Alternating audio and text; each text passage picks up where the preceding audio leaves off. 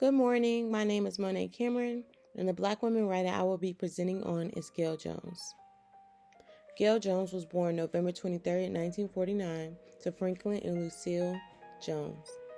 Franklin worked in a restaurant, and Lucille was an aspiring writer.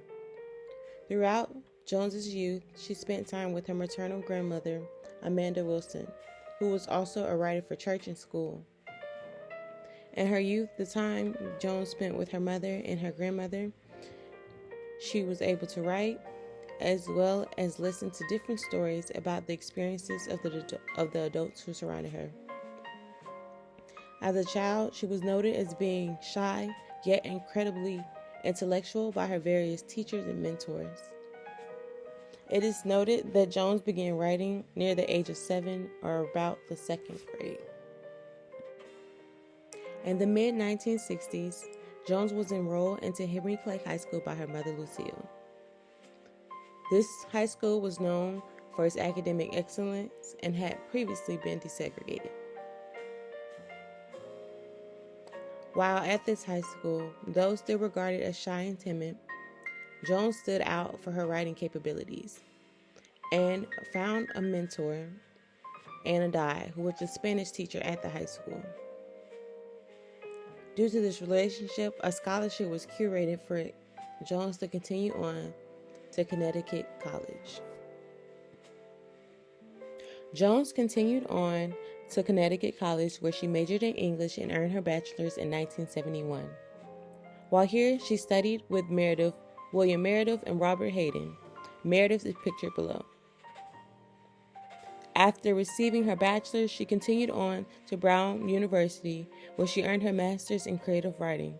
While there, she produced her first play, Child Woman. While at Brown, she obtained another mentor by the name of Michael Harper, who eventually introduced her to Toni Morrison. At the time, Toni Morrison was an editor at Random House. While she was earned her master's degree in 1973, she continued her studies at Brown University until she earned her PhD in creative writing in 1975. In 1975, Toni Morrison also published Jones's first novel, Corinne de Gore.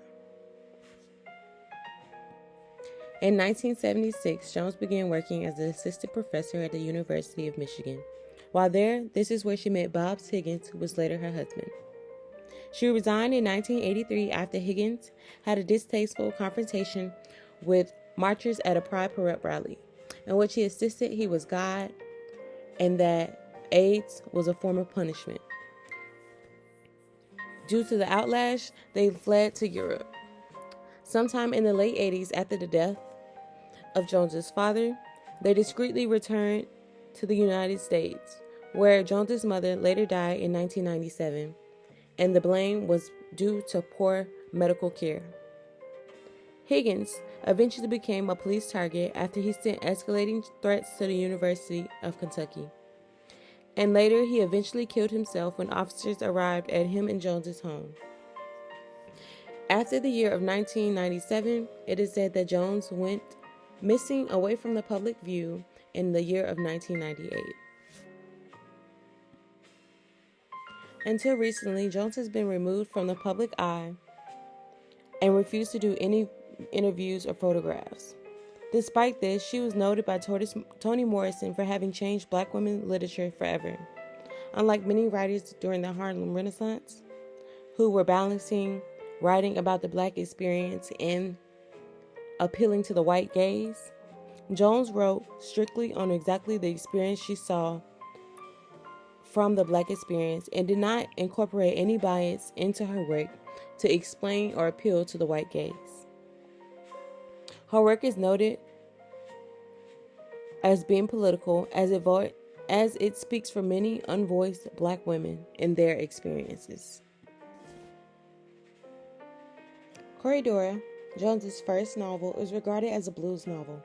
It tells the story of Ursa, a jazz singer from Kentucky who descends from the line of women who were raped, prostituted, and made incest victims by the Portuguese Brazilian slave master named Corregidora.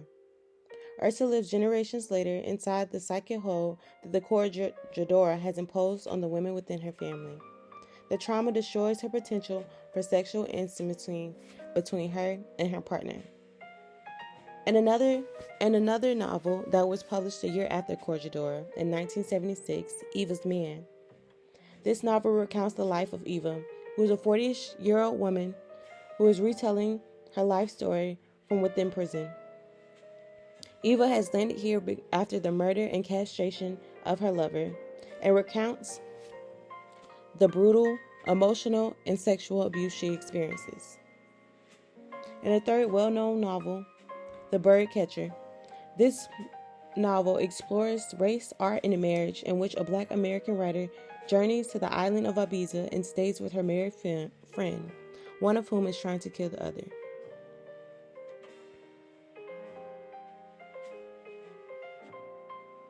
Another well-known novel by Gayle Jones is The Healing. This is because this book was released within the same year of her husband's passing. Up until recently, Jones had been removed from the public view, but in 2021 she released Paul Mirrors and is now a 2022 Pulitzer Prize finalist. Despite the many criticisms Gayle receives for her excessive graphic violence and portrayal of race images, Gayle notes that her focus is not within creating positive racial images, but in representing the world as she sees it. Gayle Jones remains alive today